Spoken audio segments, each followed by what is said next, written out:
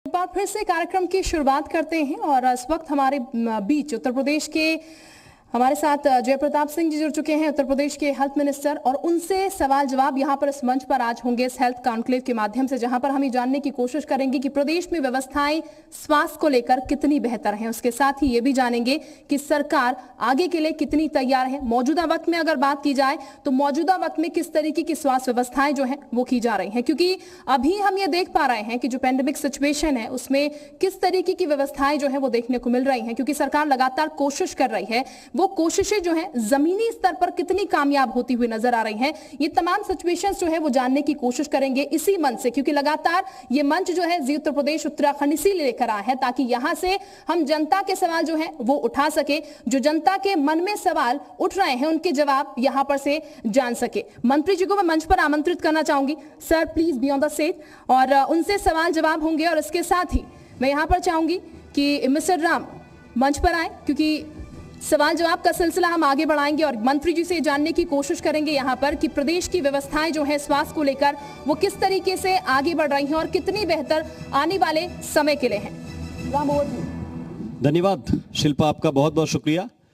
और हमारे साथ इस वक्त जयप्रताप सिंह साहब हैं, एक कद्दावर नेता हैं, अपने क्षेत्र के लगातार 7 बार के विधायक, और इस सिचुएशन में सबसे महत्वपूर्ण व्यक्ति उत्तर प्रदेश के लिए इसलिए हैं क्योंकि स्वास्थ्य की सारी सुविधाएं किस तरह से लोगों तक जाएंगी, जो जो कमियां हैं उन्हें कैसे दुरुस्त किया जाएगा, उन्हें ठीक करना इन्हीं के हाथों में। आपका बहुत बहुत स्वागत है। और पहला सवाल आपसे यही कि चुनौती इस दूसरी लहर में आप लोगों के सामने कितनी रही है, और अभी जब केस घट रहे हैं, एक तरह से दहाई पे आ गए हैं, कभी हमने 30,000 40,000 तक आंकड़े देखे एक दिन में, अब 3,500 के आसपास मामले सामने आते हैं, ये कितना सुकून देने वाला है सरकार के लिए? पहली बात तो आप लोग सबको जी उत्तर प्रदेश की तरफ से, उत्तराखंड की तरफ से बहुत बहुत धन्यवाद कि आपने मुझे आमंत्रित किया इसमें, इस कॉन्क्लेव में। और आजकल के जो लॉकडाउन के इस परिस्थितियों में हम सब लोग, मीडिया के लोग, अपने तरफ से जो सही आंकड़े हैं या सही परिस्थितियां हैं उत्तर प्रदेश में, इसको सबके यहाँ पहुँचाने के लिए आप सब लोग को बहुत बहुत धन्यवाद देता हूँ। आज का जो कोविड-19 का जो वायरस से जो हम लड़ रहे हैं, ये पहले से तो बहुत तीव्र है, ये आप लोग भी जानते हैं, हम सब इसको अनुभव कर चुके हैं इस पिछले 2 महीने के अंदर।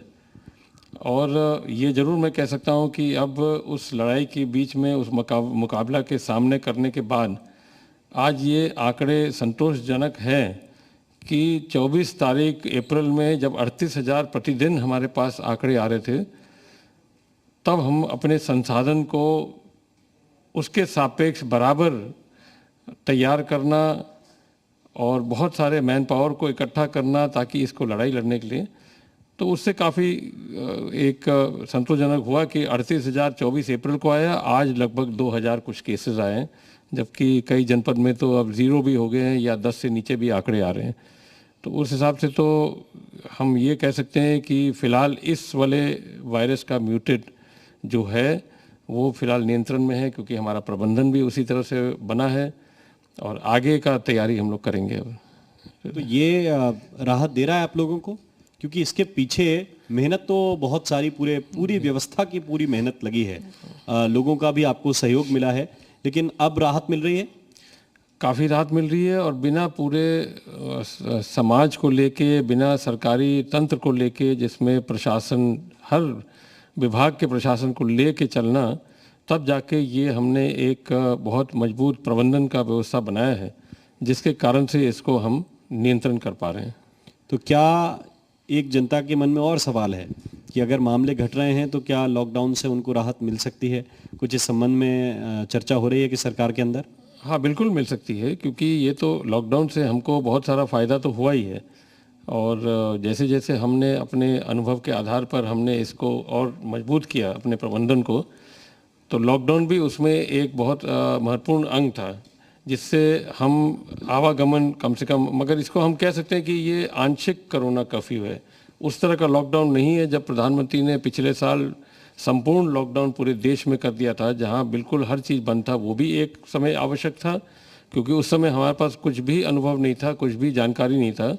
उस समय जो हमारे वैज्ञानिक के माध्यम से या हमारे विशेषज्ञ के द्वारा जो भी सलाह दिया गया था, तो उस समय वो परिस्थितियाँ ठीक थी।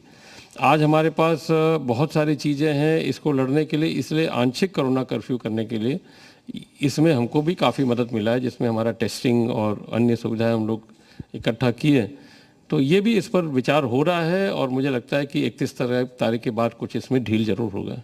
मैं एक एक चीज़ पर आऊँगा, लेकिन जब ये सिचुएशन बनी तो सबसे पहली जो चीज़ हुई वो था टीम 9 का गठन, और आप भी उसमें शामिल हैं, आपके साथ चिकित्सा शिक्षा मंत्री भी हैं और प्रदेश के वरिष्ठ अधिकारी भी हैं। इस टीम 9 से कितना फ़ायदा मिला है और कैसे काम किया, ज़रा ये दर्शक को जानना चाहते हैं। देखिए, 2020 में जब पहली बार कोरोना काल आया, कोरोना का वायरस आया, तो टीम 11 का गठन हुआ। टीम 11 माने कि क्योंकि ये हेल्थ से जुड़ा हुआ विषय है, स्वास्थ्य से जुड़ा विषय है, तो इसमें स्वास्थ्य के दोनों भाग जो आते हैं, चिकित्सा शिक्षा जिसमें मेडिकल कॉलेज आते हैं, और इसमें जो हेल्थ सर्विसेज हैं जिसमें हम इसको देखते हैं, और इससे संबंधित जो वरिष्ठ अधिकारी जो पूरे प्रदेश को, जिसमें ग्राम विकास भी होता है, पंचायती राज भी होता है, राहत के अधिकारी भी होते हैं, औद्योगिक विकास भी होते हैं, विद्युत वाले भी होते हैं, ये सारे विभाग को इसमें जोड़ा गया था। क्योंकि इसका जो कोविड-19 का जो फॉल आउट कहते हैं, उस फॉल आउट को देखते हुए उस समय हम लोग ने इसलिए ये सब तैयारी किया था कि जो संपूर्ण लॉकडाउन के बाद में जो नीचे रिक्शा वाले हैं, जो ठेले वाले हैं, जो पटरी वाले हैं, गरीब लोग हैं, मनरेगा में मजदूर लोग हैं, प्रवासी मजदूर जो आ रहे थे, इन सब की कैसे व्यवस्था किया जाए। तो ये एक टीम 11 का एक बढ़िया कोऑर्डिनेशन करने के लिए मुख्यमंत्री के नेतृत्व में इसको बनाया गया था, और उसी हिसाब से हम लोग ने कोऑर्डिनेशन करके उनको हर जगह सेट किया था। तो उसी का हिस्सा अब टीम 9 है। उसमें से कुछ एडिशन हो गया है, कुछ सब्ट्रैक्शन हो गया, मगर टीम 9 की गतिविधियाँ लगभग उतनी ही है। प्रवासी मजदूर उतने संख्या में नहीं आए इस बार जिससे पिछले बार आए, मगर फिर भी परिस्थितियाँ आंशिक कोरोना कर्फ्यू में कुछ ऐसे थे जो सामान्य परिस्थिति में दुकानें बंद हो गई थी, या गरीब लोग जो मजदूर हैं, जो रिक्शा वाले हैं, पटरी वाले हैं, ठेला वाले हैं, इन सब के ऊपर, और जो छोटे छोटे व्यवसाय करते हैं, नाई हैं, धोबी हैं, इन सब का जो डेली का इनकम आता था वो प्रभावित हो गया। तो उसके लिए हम लोग ने ये व्यवस्था बनाया कि किस तरह उनको राहत दिया जाए, डायरेक्ट बेनिफिट ट्रांसफ़र के माध्यम से दिया जाए, और क्या क्या परिस्थिति हम तैयार कर सकते हैं जिससे उनको एक प्रकार से उनकी जीवन सुरक्षित रहे और जीवन उनका कंफर्टेबल रहे। सर, एक सबसे ज़्यादा लोगों के जहन में चिंता ये है कि ये दूसरी वेव तो जैसा था, जो गुजर गया, जो बीत जाता है, उसको भूल जाने की लोगों को आदत है। तीसरी जो वेव की चर्चा हो रही है, जिसके बारे में केंद्र सरकार की तरफ से भी कई बार राज्यों को सलाह मिल रही है, क्या उसके लिए उत्तर प्रदेश पूरी तरह से तैयार है? हम पूरी तरह तैयार हैं, मगर इस बात पर हम एक चीज़ कहेंगे कि एक वेव चला गया, दूसरी वाली जाने वाली है, इसको हम भूल नहीं सकते, इसको हम रिकॉर्ड कर रहे हैं। फर्स्ट वेव में जो हमको जितने भी अनुभव मिला, हर एक चीज़ का जो हमने तैयारी किया, संसाधन तैयार किया, उसको एक एक चीज़ को हम रिकॉर्ड कर रहे हैं। सेकेंड वेव में जो हमको दिखा कि कोविड-19 का वायरस पूरी तरह म्यूटेट होकर किस तरह से इन्फेक्ट कर रहा है लोगों को, उसका भी पूरा रिकॉर्ड हम कर रहे हैं, क्योंकि आगे भविष्य में पता नहीं क्या होने वाला है। तो एक एक इस तरह का बीमारी जो गंभीर पैंडेमिक जिसको कहते हैं, जो महामारी कहते हैं, इस तरह का कभी किस रूप में आ सकता है या क्या बन के आ सकता है, ये तो कोई नहीं जानता। 100 साल के बाद तो ये एक बार आई है, तो इसको हम पूरा रिकॉर्डिंग भी कर रहे हैं। रिकॉर्डिंग माने कि एक चीज़ को हम उसको सूचीबद्ध करेंगे, उसमें कैसे टेक्निक था, क्या हमने किया, किस तरह के दवाई इस्तेमाल हुए, कितना ऑक्सीजन लगा, इसमें क्या इम्प्रूवमेंट, डॉक्टर्स के तमाम उसमें भी आएंगे उसमें, तो इसको हम रिकॉर्ड करके रखेंगे।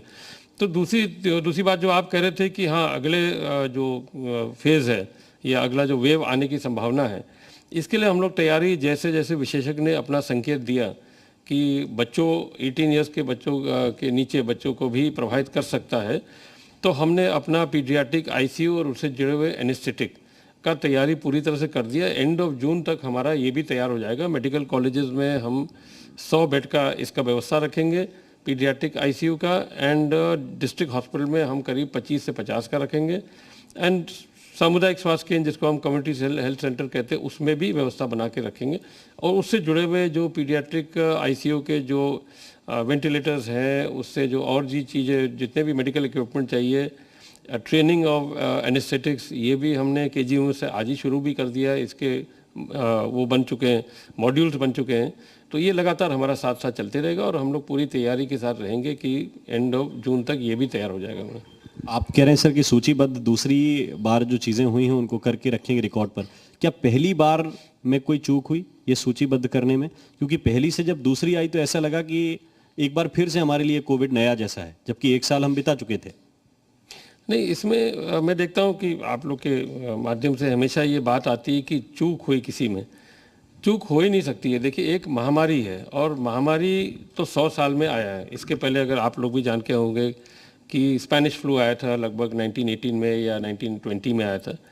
किस तरह से उन परिस्थितियों में उस समय के डॉक्टर्स ने, उस समय कितने मृत्यु हुई, वो एक अलग विषय है। बट एक महामारी के सामने तो हमारे जितने भी जो विकसित देश हैं या विकासशील देश हैं, उनके सारे संसाधन कम हो जाते हैं जब वो महामारी अलग अलग रूप ले लेता है। उस समय का रूप जो था उस वायरस का, वो एक प्रकार से एक व्यक्ति को अगर इन्फेक्ट करता था तो पूरे परिवार को नहीं इन्फेक्ट करता था। तो हमारा सिस्टम ही वही था कि उसको आइसोलेट करें, उसका कॉन्टैक्ट ट्रेसिंग करें, उसका ट्रीटमेंट करें, उसको होम आइसोलेशन में दें, उसको सारी चीज़ें जो हम लोग को करना था वो हमने किया। इस वायरस का म्यूटेट कर गया क्योंकि जैसे आपने वैक्सीन बनाना शुरू किया, और हमेशा ये इस तरह के वायरस में देखा जाता है कि जब कोई वैक्सीन किसी भी बीमारी के लिए बनता है तो हमेशा उसका 2-3 रूप निकल आता है। इवेंचुअली जब आप उस वैक्सीन को पूरी तरह ले लेते हैं, आपका पूरा पॉपुलेशन जब सैचुरेट हो जाता है तो वो वैक्सीन कारगर हो जाता है। उस 2-3 म्यूटेंट के सामने भी वो काफ़ी कारगर रहता है, तो फिर दोबारा आपको वो इन्फेक्शन नहीं लगता है। मगर जब तक नहीं लगता है तो वो ऑटोमेटिकली वो म्यूटेट होके अलग अलग रूप दिखाता है, जिसमें इस बार का रूप उसने दिखाया है तो काफ़ी गंभीर हो गया था, क्योंकि ये पिछले बार से सीधा हमारे शरीर के फेफड़े में जाके संक्रमित होने लगा। और प्रॉब्लम हुआ कि जब हम टेस्ट कराते थे तो नेगेटिव आता था, 10-15 दिन के बाद उसको सांस लेने में दिक्कत होती थी। तो ये पूरा एक प्रकार से ये जो वायरस है अपने आप को पूरा बदल चुका था, और जिस चीज़ की आवश्यकता पिछले साल नहीं थी उसकी आवश्यकता बहुत अधिक मात्रा में अब होने लगी, जिसका आपको सब लोग जानते हैं ऑक्सीजन की ज़रूरत पड़ी, फिर रेमडेसिविर की ज़रूरत पड़ी। ये सब चीज़ें फिर अचानक आई तो अचानक उसको भी हम लोग को सामना करना पड़ा, उसकी भी तैयारी करनी पड़ी, पूरे देश में करना पड़ा। न सिर्फ यूपी की बात है, पूरे देश में हम इसको तैयारी की है।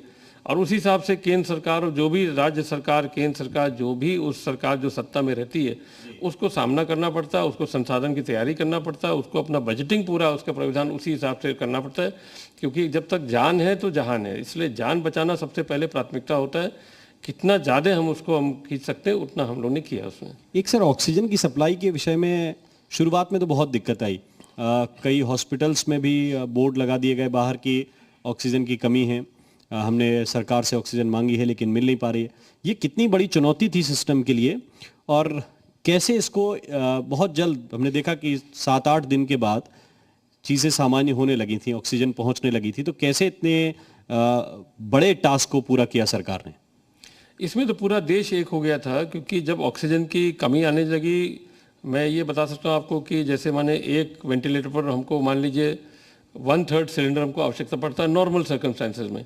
अब जो ऑक्सीजन, जिनके शरीर में ऑक्सीजन की अधिक आवश्यकता पड़ती थी, तो उसका तो करीब करीब 1 सिलेंडर 2 सिलेंडर उतना जैसे जितना खींचना था उतना ज़्यादा होने लगा।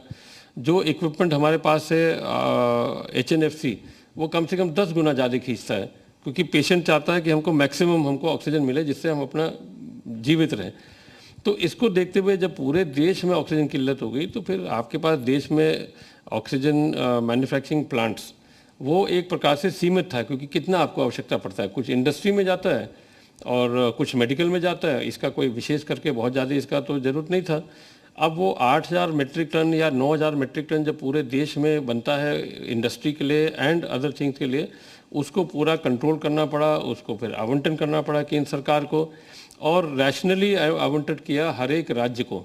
और राज्य को आवंटन किया तो जैसे हम आपको बता सकते हैं कि उत्तर प्रदेश को आवंटन वहाँ बोकारो में हुआ, कहीं और जामनगर से हुआ, तो बहुत दूर दूर से हम लोग को लाना पड़ा, जिसके लिए हम लोग ने ऑक्सीजन एक्सप्रेस तैयार किया, फिर ऑक्सीजन कंटेनर तैयार किए, उनसे लाना शुरू हो गया। ऑक्सीजन का एक ऐप बनाया कि रियल टाइम हमको पता चला है कि हमारा ऑक्सीजन कंटेनर इस समय कितने बजे कितने समय कहाँ पर है। यहाँ तक हम लोग ने उसको फॉलो किया ताकि वो सीधा सीधा हमारे उत्तर प्रदेश में आए। और में जिसमें पेशेंट ज़्यादा थे वहाँ पहले आवंटन करना था, उसके बाद फिर आपके प्राइवेट हॉस्पिटल जो कॉर्पोरेट हॉस्पिटल है उनको देना, फिर प्राइवेट हॉस्पिटल को देना, जो डेडिकेटेड कोविड केयर सेंटर्स हैं के हॉस्पिटल है उनको देना। लगातार हम लोग इसको बांटते रहे, माने एवरी डे उसको मॉनिटर करना कि किस जनपद में कितने पेशेंट, कितना ऑक्सीजन रिक्वायरमेंट, ऑक्सीजन ऑडिट भी किया गया। ऑडिट के हिसाब से उसको फिर घटाया भी गया कि एक्चुअली डॉक्टर्स के कहने पर इतना ही ऑक्सीजन इनटेक होना चाहिए एक पेशेंट पर, उसको रेगुलेट किया और उसके हिसाब से हमने पूरा ऑक्सीजन का जितना भी प्रोक्योरमेंट था, आवश्यकता थी, उसको पूरे प्रदेश में बांटा उसको। अब तब जाके स्थिति हुआ। और उसके अतिरिक्त आपने ये भी देखा होगा कि बहुत सारे पेशेंट्स नहीं जा पा रहे थे हॉस्पिटल्स में, संसाधन की कम, बेड्स की कमी हो रही थी, तो उनको घर पर रहने के लिए भी ऑक्सीजन प्रोवाइड करना पड़ा था, वो भी एक बड़े मात्रा में। जैसे आपका लखनऊ जैसे शहर में, आपका कानपुर में, वाराणसी में, प्रयागराज में, इन जगहों पर तो होम आइसोलेशन में भी लोग ने अपना ऑक्सीजन सिलेंडर मारा। तब हमने ऑक्सीजन कॉन्सेंट्रेटर्स भी लेना शुरू कर दिया। ऑक्सीजन कॉन्सेंट्रेटर्स हम छोटे छोटे जनपदों में सामुदायिक स्वास्थ्य केंद्र पर भी रखने लगे। ऑक्सीजन सिलेंडर्स हम खरीद के उसको भरने लगे। रीफिलिंग के लिए हमने एलएमओ दिया। इस तरह करके पूरी व्यवस्था हम लोग ने इस 10-15 दिन के अंदर, काफ़ी माने चिंताजनक स्थिति थी, मगर उसको फेस किया हम लोग ने, अब किया उसका। अब एक और चुनौती आ रही है ब्लैक फंगस की। कई जगह मरीज सामने आ रहे हैं, लखनऊ में भी सामने आए हैं, कुछ और जगहों पे भी सामने आए, तो इस चुनौती से कैसे निपटेंगे? इसकी दवाई की भी शॉर्टेज है। ठीक उसी तरह जैसे आपका 1 महीना 1.5 महीना पहले जब रेमडेसिविर का आपकी दवाइयाँ की कमी थी, रेमडेसिविर भी उस तरह का इंजेक्शन था जो एक्चुअली लोगों ने एक्सपोर्ट करना शुरू कर दिया था। इंडिया में उसकी आवश्यकता कम पड़ गई थी, यहाँ बनाना बिल्कुल कम कर दिया था, बाकी एक्सपोर्ट कर दिया था। जैसे उसकी आवश्यकता आई तो एक्सपोर्ट को रोका गया, उसका प्रोडक्शन बढ़ाया गया, उसको कंट्रोल किया गया सेंट्रल गवर्नमेंट से और आवंटन किया गया हर राज्य को। तो उसी तरह एम्फो टेरेसिन या जो भी इसका नाम है, इसको भी उसी तरह, इसके भी 7 कंपनियों को बुलाया गया जिनके प्रोडक्शन लिमिटेड थे, उनके प्रोडक्शन बढ़ाया गया एंड जितना भी उनका प्रोडक्शन है उसको सेंट्रल गवर्नमेंट ने कंट्रोल करके सभी राज्यों को आवंटन किया। तो हमको भी जितना आवंटन हो रहा है उस केस के हिसाब से हमको आवंटन हो रहा है। कहीं कहीं उनका थोड़ा सा दिक्कत हो जाता है क्योंकि जितना प्रोडक्शन बढ़ाते हैं उसी हिसाब से सबके लिए दिक्कत होती है। तो हमको अब इधर मिलना शुरू हो गया है। ज़रूर थोड़ा सा क्राइसिस 1-2 दिन का हो गया था क्योंकि आवंटन नहीं हो पा रहा था, मगर अब उनने आवंटन करना शुरू कर दिया है। तो जितने हमारे केसेस है उसके हिसाब से पर्याप्त इंजेक्शन अब आ रहा है। क्योंकि हमने देखा कि आसपास के मरीज तो हैं ही।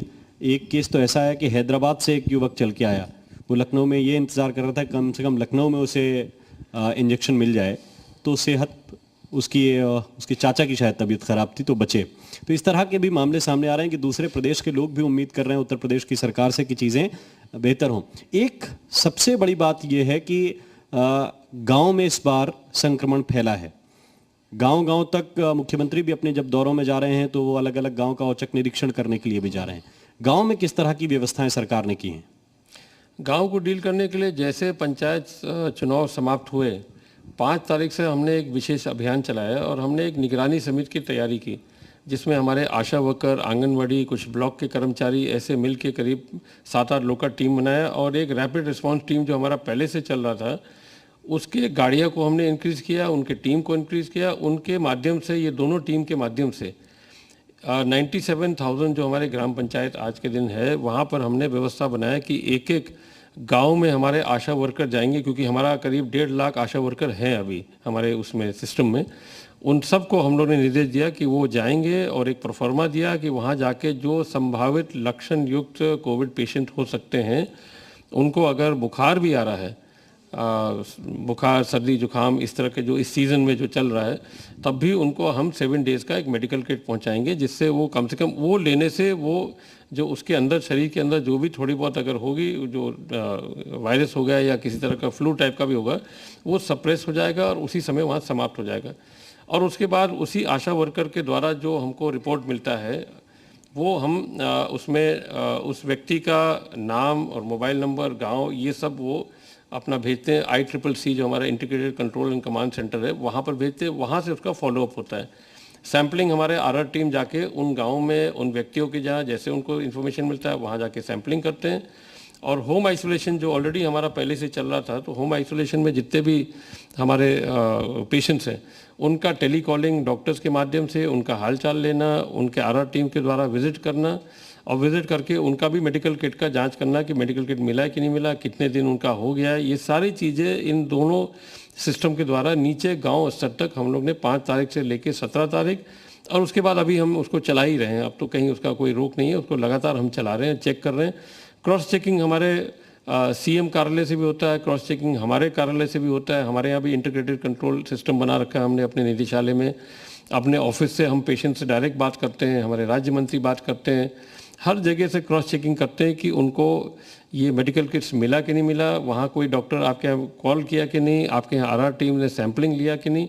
ये इतने बड़े बड़े प्रदेश में 24 करोड़ की जो आबादी, इसको संभालना और इस वहाँ तक पहुँचाना मेडिकल किट्स एंड उसका लगातार उसका कांटेक्ट बना के उससे टेली कॉलिंग के माध्यम से उसका हालचाल लेना, ये भी एक बहुत बड़ा प्रभावी प्रबंधन हम लोग ने इसको सेटअप किया, जिसके माध्यम से हम अभी भी उनसे संपर्क में रहते हैं।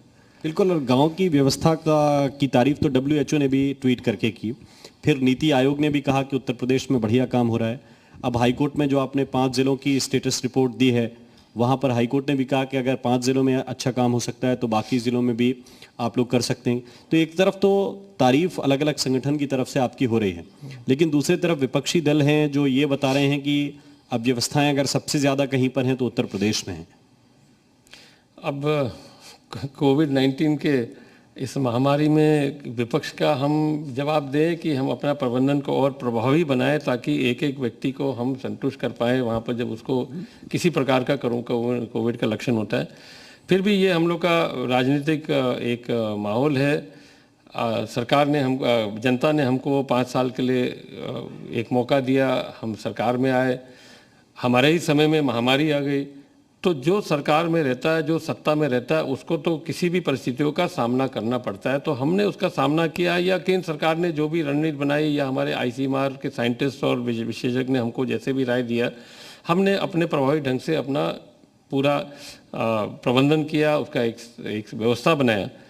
अब अगर हमारे विपक्ष के लोग को थोड़ी चिंता है तो उनको वेट करना चाहिए। मेरा तो हमेशा मैं उनको सलाह देता हूँ कि अगर उनको लगता है कि हमारे कहीं में कमी आ रही है तो सुझाव दें हमको।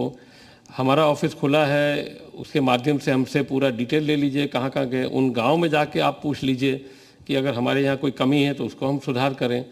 मगर मात्र ये कहना कि प्रधानमंत्री झूठ बोल रहे हैं, मुख्यमंत्री उत्तर प्रदेश के काम नहीं कर रहे हैं, व्यवस्था पूरा बदहाल हो गया है, तो इसका तो जवाब देना बड़ा कठिन है। मैं तो एक ही जवाब देता ही हूँ कि भाई अब 6-8 महीने के अंदर शायद उत्तर प्रदेश का चुनाव तो आ ही रहा है, वो इस बात को रखे जनता के सामने और जनता उसको तय कर दे कि भाई अगर हम इतना गलत काम कर रहे हैं तो हमको हटा के अपने आ जाए, कोई दिक्कत हो ना, उसमें ही तो राजनीति है। ठीक, उनका एक मुख्य आरोप ये है कि आप लोग आंकड़ों की बाजीगरी करते हैं, आंकड़े छुपा रहे हैं, इस बार बाकी चीज़ों की बढ़ा के बताते हैं। ये तो हमेशा रहेगा। हो सकता है कि कहीं वो लोग सत्ता में रहे होते तो कोई विपक्ष के रूप में हम लोग शायद इस बात को कहते हैं, मगर ये कहने वाली बात है।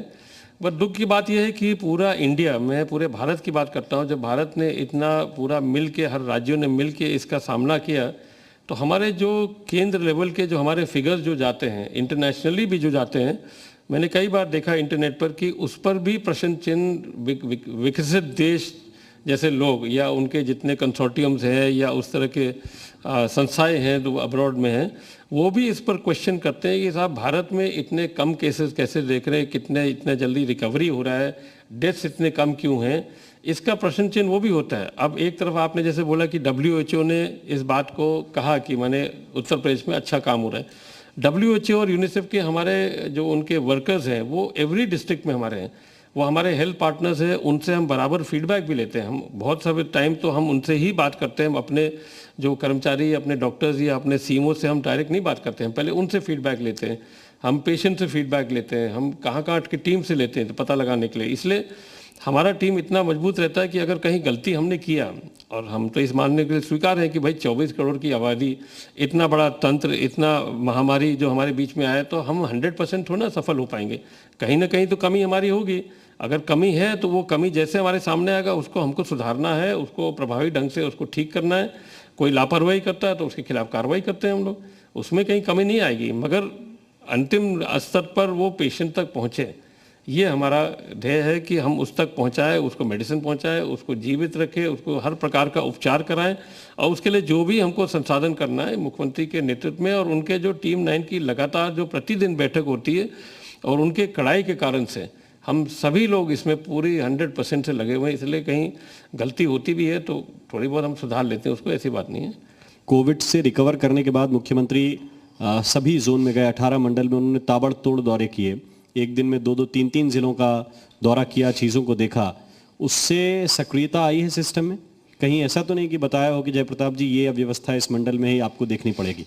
नहीं, सक्रियता भी आई है, और जहाँ जहाँ वो जाते हैं अगर वहाँ कमी पाते हैं तो वो हमसे कहते भी हैं, ऐसे बात नहीं है, वो कह देते हैं कि इसमें ये कमी है इसमें, और आशा वर्कर से डायरेक्ट वो बात करते हैं, आंगनवाड़ी वर्कर से डायरेक्ट बात करते हैं, नीचे वो पेशेंट से उनके ऑफिस से डायरेक्ट बात हो रही है, कहीं कहीं अपने खुद वो बात कर लेते हैं किसी प्रधान से या किसी ऐसे व्यक्ति से, तो पता चल जाता है साहब वहाँ कोई हमारा टीम नहीं पहुँचा, तो बिल्कुल उसमें वो डांटते हैं, सबको डांटते हैं, तभी तो हम उतना सक्रिय रह पाते हैं।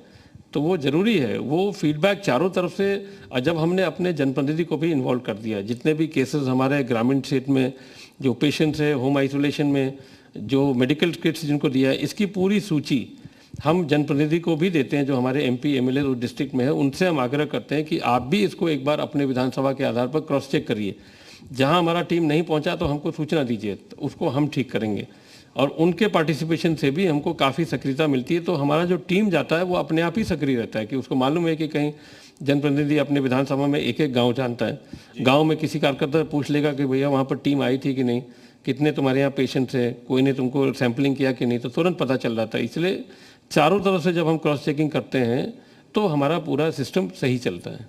लेकिन आप जनप्रतिनिधियों की बात कर रहे हैं, आपकी पार्टी के कुछ विधायक, कुछ सांसद, यहाँ तक कि मंत्री भी लखनऊ वाले, तो वो भी नाराज़गी जता चुके हैं, आपसे व्यक्तिगत भी जता चुके हैं?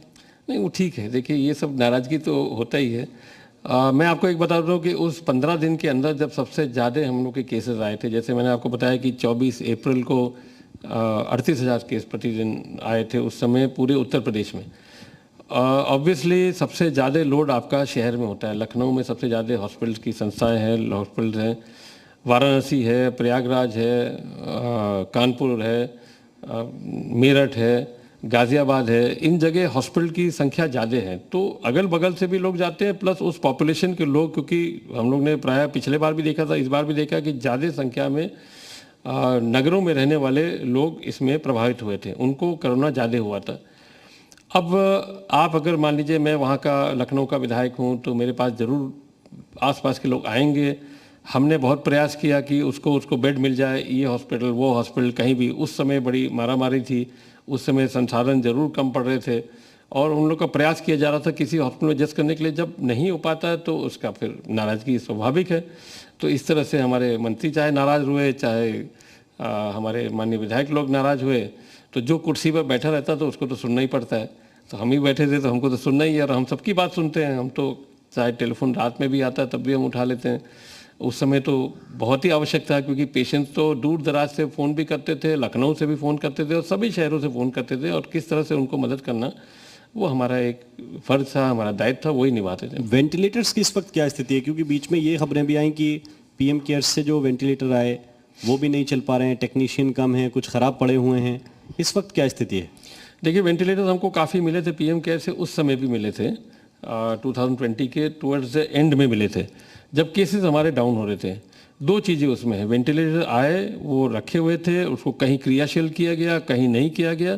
उस समय के पेशेंट को उतना वेंटिलेटर की आवश्यकता नहीं थी, क्योंकि वो वायरस दूसरे स्टेट में था। जैसे हमारा इस वायरस अब की जब आया, तो इसमें ventilators, HNFC, BiPAP machines, oxygen cylinders, oxygen concentrator, ये सारी चीज़ें एकदम से हो गया। जो सिंपल हमारा आइसोलेशन बेड जब पिछले बार भरा रहता था, वो आइसोलेशन बेड हमारा आज भी खाली पड़ा हुआ है, क्योंकि कोई भी व्यक्ति जो प्रभावित होता है कोविड से, उसका सीधा सीधा होता है कि हमको ऑक्सीजन सिलेंडर चाहिए, तो वो हमारे आइसोलेशन बेड वैसे बेकार चले गए।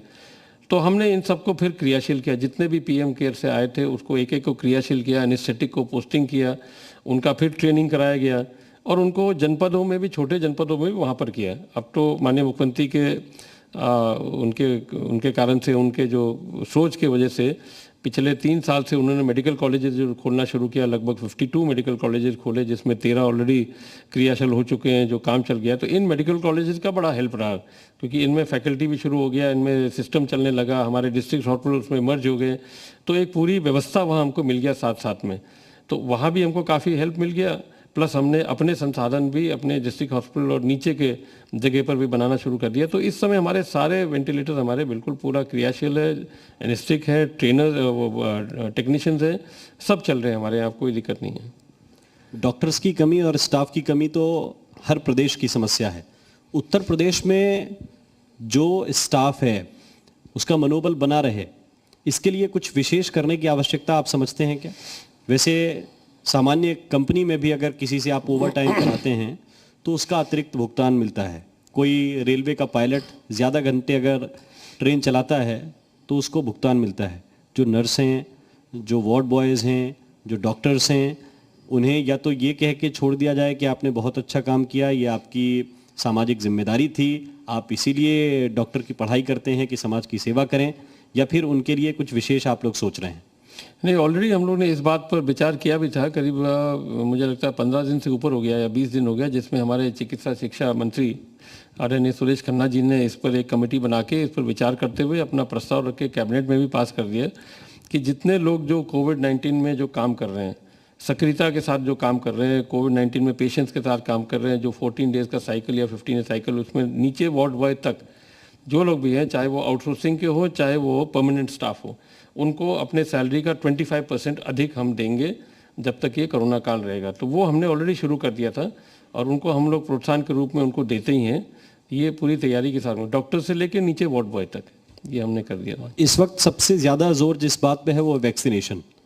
मौजूदा स्थिति में सरकार के पास कितनी आगे तक की तैयारी है? कितना और वैक्सीन अभी बाकी है? कितने की उम्मीद है? क्योंकि ये भी बात आई कि ग्लोबल टेंडरिंग भी हो रही है और उसमें भी अपनी आगे की डेट उत्तर प्रदेश को मिली हुई है। तो क्या स्थिति इस वक्त आप वैक्सीन को लेकर बता सकते हैं?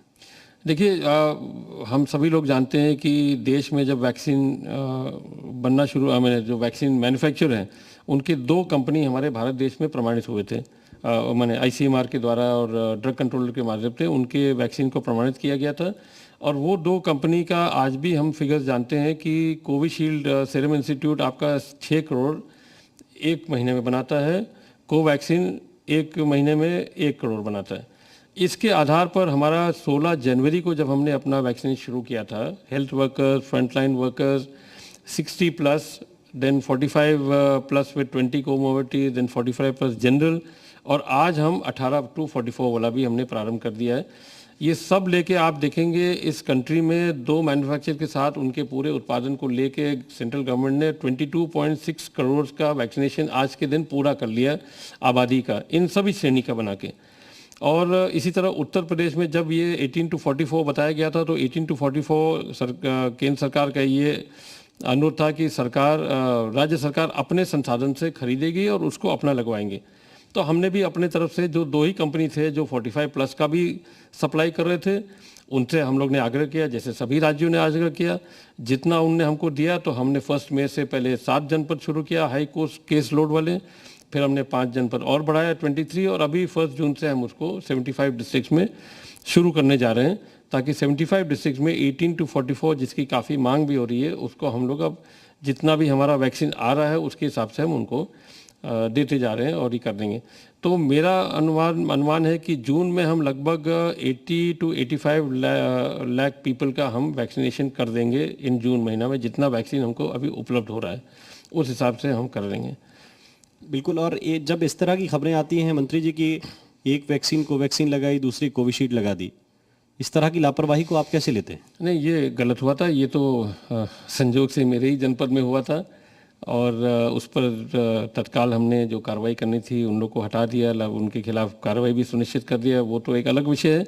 मगर तत्काल हमने ICMR में इसको सूचना भी दिया था उसी समय, और ICMR ने एक टीम बना के, जिले की टीम को बना के, डॉक्टर्स की टीम, जो उन लोगों को, जो लोग को गलत लग गया था, उनका पूरा देख रेख, उनका रिएक्शन कि कहीं कोई किसी तरह का रिएक्शन ना हो या किसी तरह का कोई प्रॉब्लम, एवरी डे उनका मॉनिटरिंग हो रहा है। एवरी डे वो मॉनिटरिंग करके वो रिपोर्ट सीधा ICMR में जा रहा है देखने के लिए कि कोई प्रभावी कोई दिक्कत तो नहीं होगा। तो अब एक प्रकार का वो स्टडी हो गया, गलती हुआ, गलती को हम लोगों ने सुधार उस पर कार्रवाई की।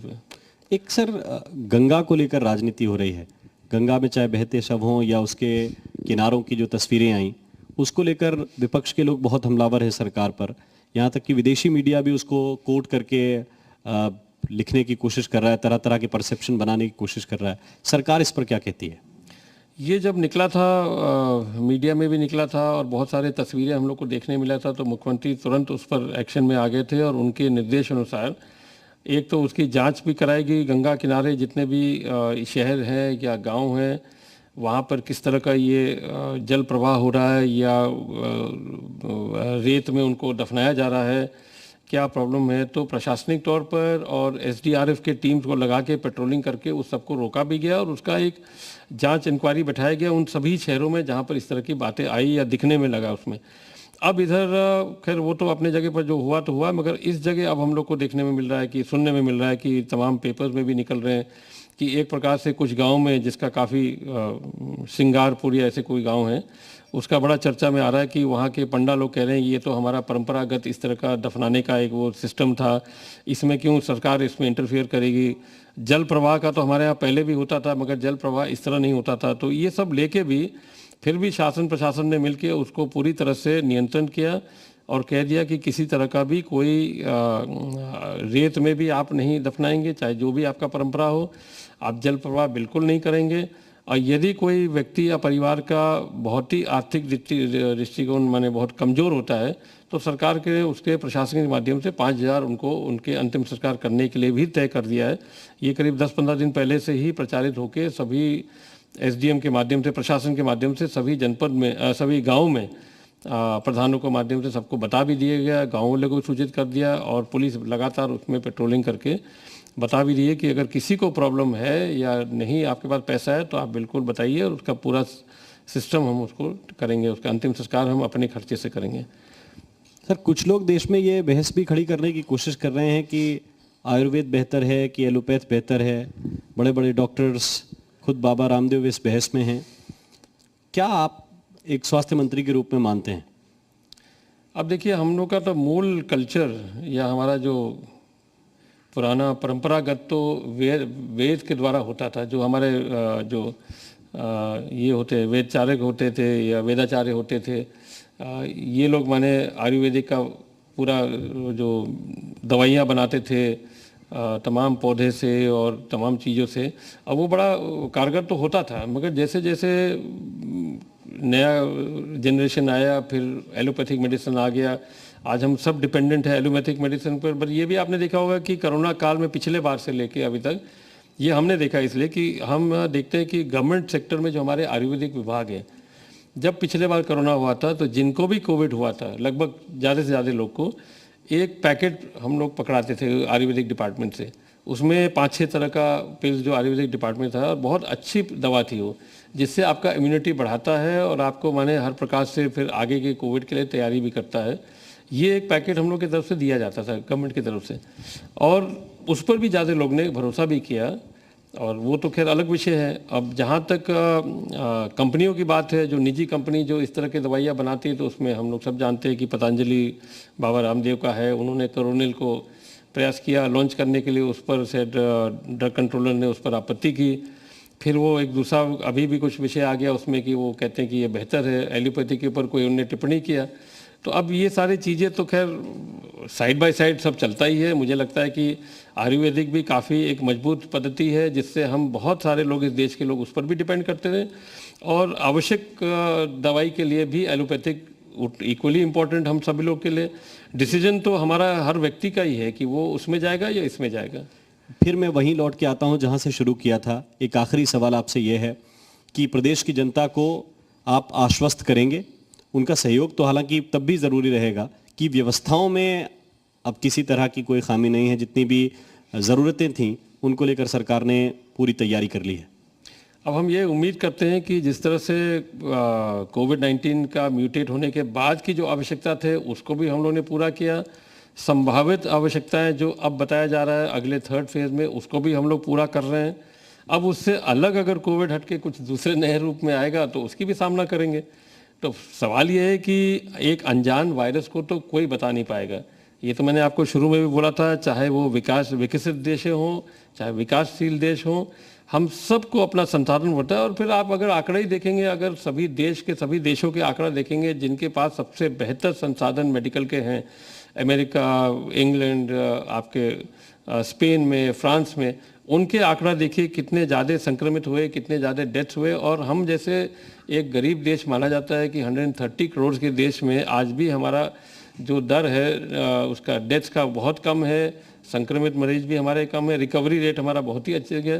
तो ये सब देख के फिर हम लोग को ये बहस तो हम लोग को अपने देश में रखना है। हमारा देश अगर अच्छा काम कर रहा है, हम हर स्पष्ट हम हर तरह का उपयोग कर रहे हैं, संसाधन का उपयोग कर रहे हैं, सही दिशा में हम जा रहे हैं, तो हमको तो अपने इस मेडिकल स्टाफ का और मेडिकल पूरे हमारे फ्रेटर्निटी का तो हमको तो प्रशंसा करना चाहिए, क्योंकि हम बिना सबके हम लोग नहीं कर पाएंगे। बिल्कुल, बेहतर को हमेशा गुंजाइश होती है कि थोड़ा सा और बेहतर किया जाए, थोड़ा सा और उसमें अच्छा किया जाए, लेकिन जो काम हो रहा है वो भी कम अच्छा नहीं हो रहा है, ये भी समझने की जरूरत है। बहुत बहुत शुक्रिया, बहुत बहुत धन्यवाद जयप्रताप सिंह जी, आपने हमारे लिए वक्त निकाला और सभी सवालों का बेबाकी के साथ जवाब दिया। बहुत बहुत धन्यवाद।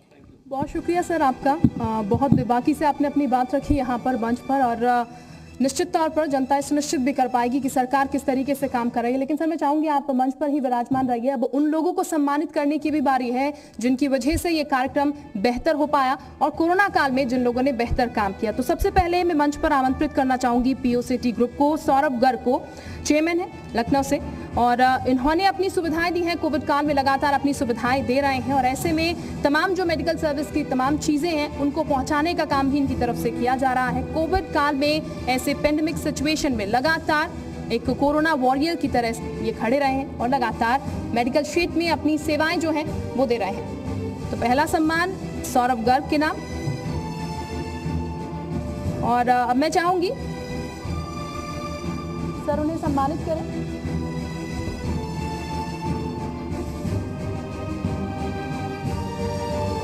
तो ये वो वॉरियर जो लगातार काम कर रहे हैं, लगातार सम्मान कर रहे हैं यहाँ पर उन लोगों का जो इस पेंडेमिक सिचुएशन में फंसे हुए हैं, उनके लिए लगातार काम दिन रात कर रहे हैं।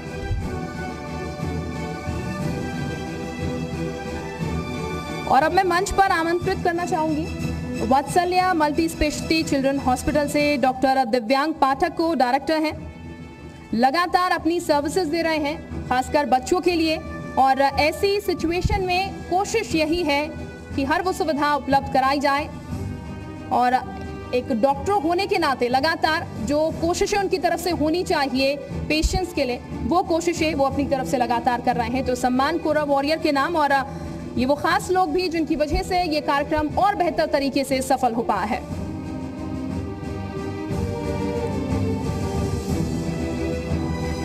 तो मैं चाहूंगी सम्मान सर उनकी तरफ से करें, और अब मैं आमंत्रित करना चाहूंगी मत पर मेडविन हॉस्पिटल से डॉक्टर मनमोहन श्याम और उनकी धर्मपत्नी डॉक्टर अंजना को, डायरेक्टर हैं वाराणसी से, और लगातार इन लोगों ने भी काम किया और ऐसे समय में काम किया जब प्राइवेट हॉस्पिटल की तरफ से डोज जो है वो शट कर दी गई थी कोविड पेशेंट्स के लिए, लेकिन ये इंसानियत भी था और डॉक्टरी धर्म भी था कि कोशिश उनकी तरफ से तब भी जारी रही और ये कोशिश कारगर भी काफी हद तक साबित होती नजर आई। लगातार अभी भी काम कर रहे हैं और यही कोरोना वो वॉरियर्स हैं जो कि लगातार लोगों के लिए काम कर रहे हैं ऐसे पेंडेमिक सिचुएशन में, और कुछ इसी तरीके के लोगों की जरूरत है समाज में जो ऐसी पेंडेमिक सिचुएशन में लगातार अपनी सेवाएं बिना अपनी जान की परवाह किए करते रहें।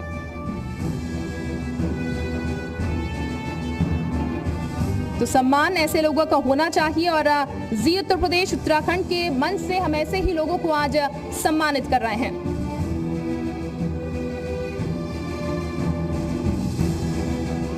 और मैं चाहूंगी मार्क लैबोरेटरी से प्रेम किशोर रस्तोगी को आमंत्रित करना, इसके साथ ही नितिन किशोर रस्तोगी पार्टनर और मैनेजिंग डायरेक्टर हैं, इनको मैं आमंत्रित करना चाहूंगी।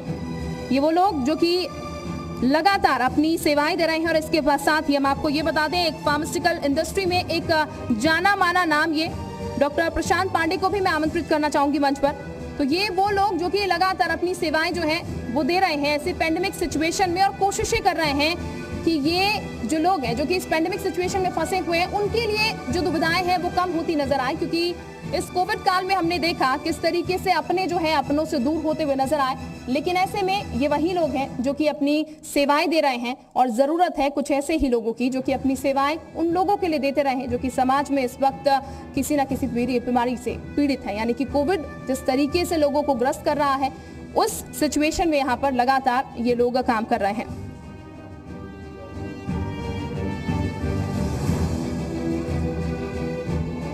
तो ऐसे लोगों को इस मंच से आज हम सम्मान प्रदान कर रहे हैं जो कि देश के लिए काम कर रहे हैं, क्योंकि देश के नागरिकों के लिए काम कर रहे हैं। और ये सिचुएशन अब मंच पर डॉक्टर प्रशांत पांडे सम्मान डॉक्टर प्रशांत पांडे का। और ये बता दें आपको कि डॉक्टर प्रशांत पांडे भी लगातार अपनी सेवाएं जो है वो दे रहे हैं और बिना रुके बिना थके वो काम कर रहे हैं, जो कि एक डॉक्टर को करना चाहिए, और इंसानियत के नाते भी लगातार अपने काम में आगे बढ़ रहे हैं।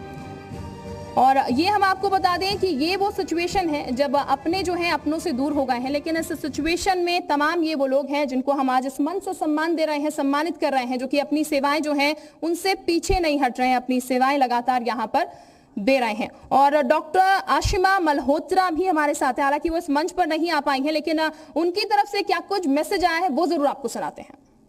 नमस्कार, मेरा नाम आशिमा मल्होत्रा है।